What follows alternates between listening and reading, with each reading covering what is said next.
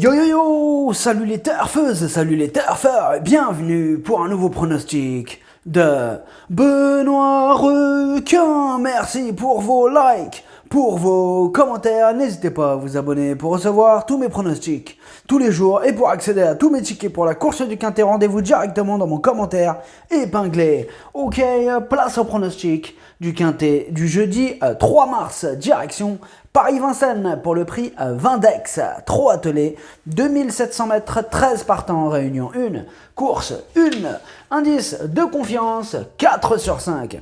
Petit retour sur le Quintet du mercredi 2 mars. Dans mon pronostic, je vous ai donné le tiercé, le quartet et le Quintet. Ok, c'est parti, on commence le pronostic et on commence avec le numéro 1, Intègre. Et on écoute son entraîneur Bruno Bourgoin. Intègre a débuté correctement dans un groupe 2 au Monté récemment. Ce n'est pas le vrai monté dans l'immédiat. Précédemment, il courait très bien à l'attelage. Le déferrage lui a permis de franchir un cap. Il est sérieux, brave et pratique. Faute d'engagement, j'essaye à ce niveau. Il ne me surprendrait pas en terminant à l'arrivée. Alors, ce que j'en pense d'Intègre, tout d'abord, lui, c'est mon deuxième cheval de complément en cas de non partant. Il fait de son mieux en course, il y a de sérieux clients sur sa route, c'est clair. Il aura donc fort à faire, mais ce n'est pas une impossibilité. Le numéro 2, I Pay Cash, et on écoute Pierre-Emmanuel Marie. I Pay Cash n'a pas un bon programme, raison pour laquelle je l'ai présenté face au meilleur dernièrement. Il n'a pas démérité et n'a pas fait une course difficile. Il avait prouvé précédemment sa forme et retrouve notamment Intègre, qu'il a déjà devancé. Instinct d'âme nous semble supérieur, mon cheval a sa place dans les 5 premiers. Alors, ce que j'en pense d'I Pay Cash, tout d'abord, c'est lui le 8e de mon pronostic. Il vient de bien se défendre au niveau groupe 2, avant ça il enchaînait les victoires, mais au niveau inférieur, méfiance. Le numéro 3, Isla Bonita, et on écoute Philippe Allaire. Isla Bonita a loupé sa course en décembre sur les 2100 mètres. Elle luttait pour la victoire quand elle s'est désunie. Ensuite, on lui a retiré l'enraînement, ce qui n'a pas été bénéfique. Physiquement, elle est très bien, l'engagement est valable, elle va tenter de se racheter. Alors, ce que j'en pense d'Isla Bonita, elle vaut ce lot, mais ses 6 dernières courses, 3 échecs et 3 disqualifications, ça refroidit un peu. Le numéro 4, In Excess Bleu, et on écoute Alexandre Abrivard. In Excess Bleu et hongre, et on a pris notre temps cet hiver avec lui. Dernièrement, il aurait terminé au 3e rang dans un excellent chrono sans sa faute. Il courait bien, comme précédemment, en dehors d'Idaho de Tillard, qui a confirmé depuis.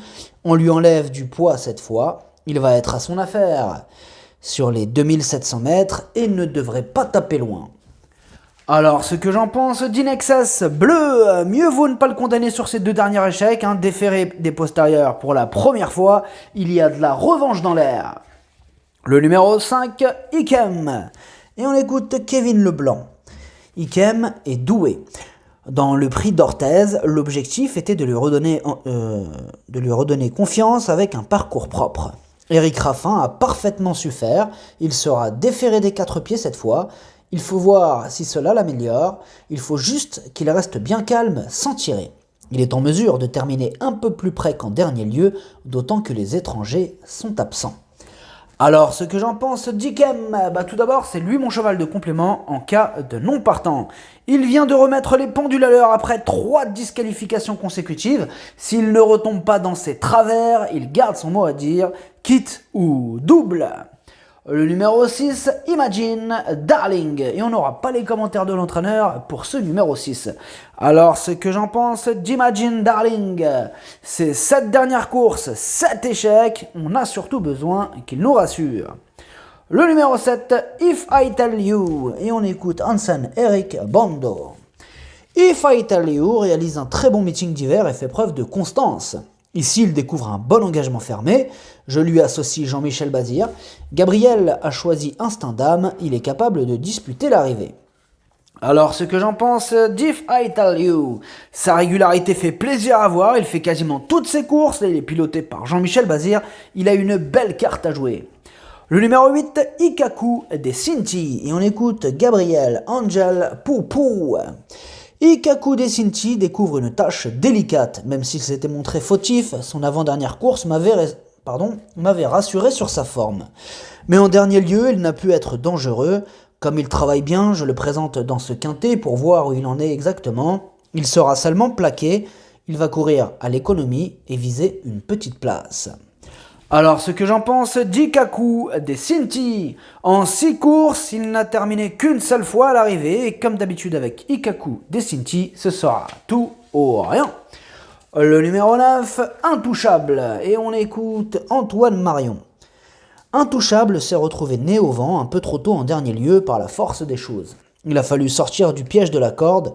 Il n'a pas démérité. Pour sa dernière sortie de l'hiver et avant un peu de vacances, j'ai pris la décision de le déférer totalement. J'espère que cela va lui donner le petit plus, il mériterait de trouver son jour. Alors, ce que j'en pense d'Intouchable, eh bien, il est archi régulier. En 15 courses, il a terminé 13 fois à l'arrivée. Il est encore incontournable. Le numéro 10, Iron Mélois. Et on écoute Pierre Belloche. Iron Mélois est magnifique, gai et souple. Nous avons été déçus de sa disqualification dans le groupe 2 du 12 février car il avait bien figuré avant sa faute. Sans doute était-il un peu défraîchi lors de sa course suivante car il courait de façon rapprochée. Il est reparti à la campagne depuis pour reprendre de la fraîcheur. J'espère bien le voir terminer dans les 3 premiers. Alors, ce que j'en pense d'Iron Mélois, il manque un peu de régularité ces derniers temps, mais bon, il a quand même fait ses preuves à ce niveau. Sage, il peut faire mal. Le numéro 11, Instinct d'âme, et on écoute Hansen Eric Bondo. Instinct d'âme court de première dans le prix d'Orthez. Il a retrouvé une course fermée. J'ai opté pour cette course de préférence au prix de sélection samedi. Dans cette course, on peut ambitionner la victoire, il est resté très bien. Alors, ce que j'en pense d'Instinct d'âme, il est pétri de qualité, il n'a plus à faire ses preuves à ce niveau. Dans ce lot, il va en faire souffrir plus d'un sur sa route. Le numéro 12, It's Now or Never. Et on écoute Philippe Allaire. It's Now or Never a été volontairement préservée cet hiver. Elle devait affronter les mâles à chaque fois. J'envisage les groupes 2 du printemps pour les seuls pouliches. Aussi, je lui redonne un parcours au préalable. L'engagement est intéressant au plafond sans les étrangers. Elle est bien physiquement, elle n'est pas hors d'affaire.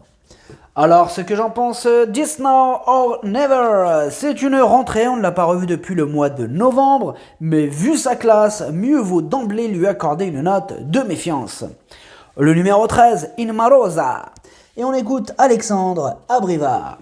Inma Rosa a pris une très bonne deuxième place dernièrement face aux étrangers, d'autant qu'elle s'est retrouvée nez au vent à l'intersection des pistes. Elle est encore mieux quand elle peut se faire emmener, elle est généreuse et irréprochable. Ici, elle court à 10 jours, elle a enchaîné les courses, c'est la seule réserve avant coup. Alors, ce que j'en pense d'Inma Rosa, bien c'est la plus riche de la course, elle enchaîne les excellentes performances, elle est confirmée à ce niveau, elle s'annonce redoutable. Le pronostic, ça donne 13, 11, 7, 4, 9, 10, 12. Merci d'avoir suivi cette vidéo. N'hésitez pas à vous abonner pour recevoir tous mes pronostics tous les jours et pour accéder à tous mes tickets pour la course du Quintet. Rendez-vous directement dans mon commentaire épinglé. À jouer avec modération. Bonne chance. Chopez-le moi. Ciao.